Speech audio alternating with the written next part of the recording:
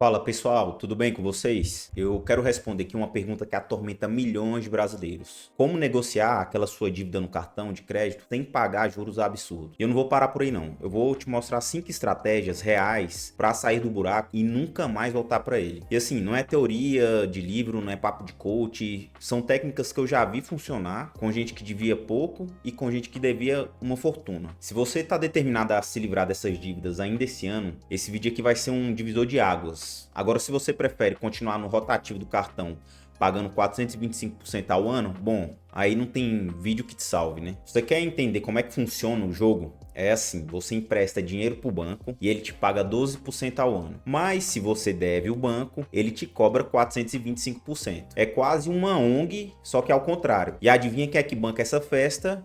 Você. Sim, você que acha que vai resolver a sua vida com aquela parcelinha de 12 vezes sem juros. Tu não sabe de nada, inocente. Você deve saber que o Brasil é aquele país onde o shopping tá lotado, mas o bolso de todo mundo ali tá furado. Segundo a CNC, 80% das famílias brasileiras estão endividadas. E no cartão de crédito a coisa é ainda pior. 72% dos usuários não conseguem pagar a fatura inteira. Ou seja, provavelmente é aquele membro da sua família, aquele tio, primo, também está devendo igual você. Isso dá, só em 2022, mais de 85 milhões de brasileiros que estão atolados aí no cartão de crédito. É quase meio país afundado em dívida. E se você acha que é exagero da minha parte, olha esse exemplo aqui. Você gastou R$ 2.000 no cartão e não pagou. Com a taxa média de 425% ao ano, em 12 meses, essa sua dívida vira R$ 8.500. Tá vendo a mágica? Você não comprou nada, você não fez viagem, você não reformou sua casa,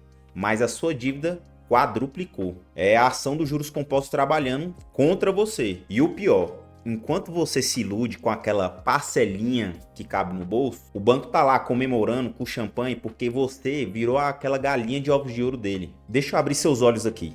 O problema não é só a dívida. O problema é você acreditar que existe uma saída confortável para essa situação. O banco não é amigo. O banco não é parceiro.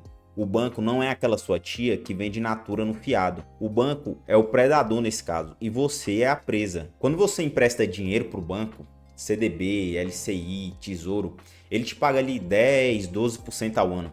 Mas quando é você que precisa, ele te enfia a faca em 425%. E sabe o que é pior? Tem gente que aceita, paga calado, assina sem lei como se fosse normal. Não é normal, isso aí é quase um assalto autorizado. E se você não acordar agora, sua dívida pequena vai virar uma sentença de prisão. E eu já vi gente que começou devendo 2.000, 3.000 e em 2 anos estava com mais de 30, 40, 50 mil em dívida. Tudo porque acreditou nesse mito da parcelinha que resolve. A verdade é uma só. Ou você escolhe uma estratégia agora, ou o banco vai continuar te engordando para te devorar depois. Eu já vou te mostrar as estratégias que você pode usar. Mas presta atenção aqui no que eu vou falar agora. Nem toda dívida é igual.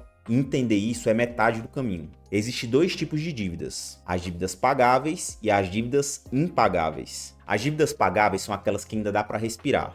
Você atrasou um mês, 2 meses, a fatura dobrou, mas ainda está no campo do possível. Exemplo, você devia R$ 1.000 e agora está em 2.000. É chato? É, mas com esforço, renegociação, até pegando um empréstimo mais barato, você consegue sair dela. E tem as dívidas impagáveis. Aqui o buraco já virou cratera. Você passou 10, 12 meses sem pagar. A dívida de 2.000 já está em 10.000, 15, 20 mil.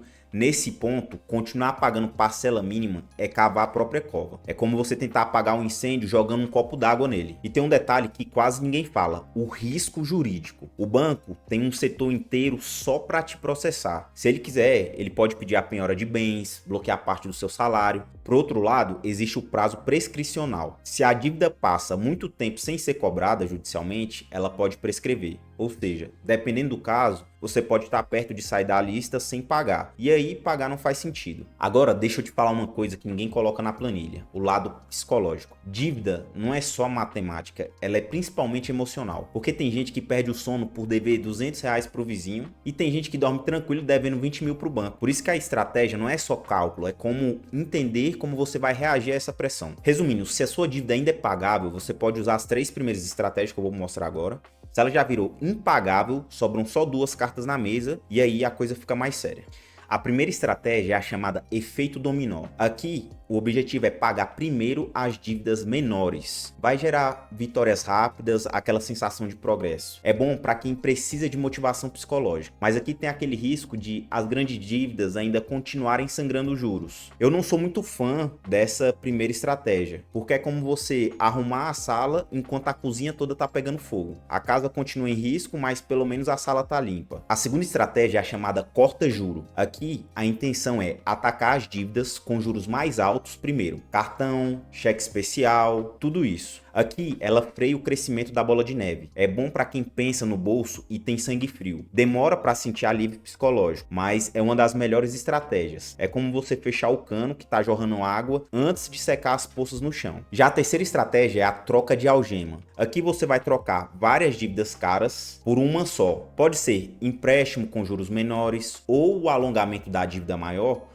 para abrir espaço dentro do seu orçamento. Essa estratégia aqui é boa para quem se perde com muitos boletos e datas. O risco aqui é, se você não cortar os gastos, vai continuar virando uma bola de neve de novo. Aqui é como se você estivesse trocando 10 facadas por apenas uma facada. Ainda dói, mas pelo menos você sabe de onde vem essa dor. Você sabe que você tem um compromisso e esse compromisso é com aquela dívida que já está englobando todas as outras dentro. Agora, a quarta e a quinta estratégia são para aquelas dívidas impagáveis que eu falei no começo do vídeo. Mas antes de falar essa quarta e a quinta, se inscreve no canal como sinal de gratidão pelo vídeo que a gente está fazendo aqui e te ajudando. Tem um cardzinho vermelho aqui para você se inscrever, para a gente continuar trazendo vídeos que te ajudem no seu dia a dia.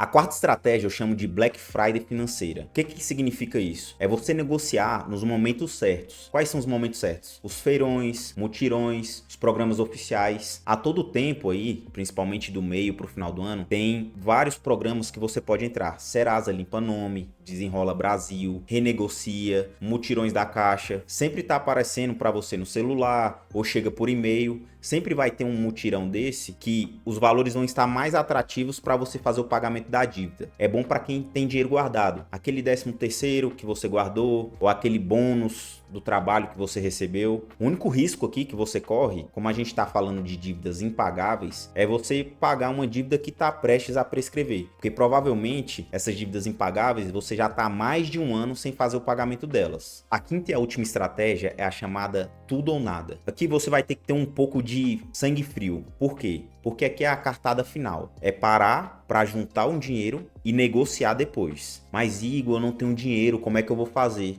Você vai fazer o seguinte, você vai juntar 10% do valor por mês da dívida durante um ano e depois você vai negociar esse valor à vista. Deixar de pagar a dívida aqui pode parecer esperto, mas pode ser uma roleta russa. Deixa eu te explicar o porquê. Porque aqui os juros explodem e o banco pode recusar o acordo e pode até haver depois uma ação judicial contra você. Mas calma que eu vou te mostrar como é que geralmente o banco age nessas ocasiões. Nos primeiros meses é aquela cobrança amigável, ligações, SMS, e-mail. Nesse momento aqui as ofertas de parcelamento ou renegociação muitas vezes ainda tem juros mais altos. E aqui a sua única preocupação é deixar o seu celular no modo silencioso ou direto no modo avião. Já a partir do terceiro ao sexto mês, assim, a cobrança é um pouco mais intensa. Por quê?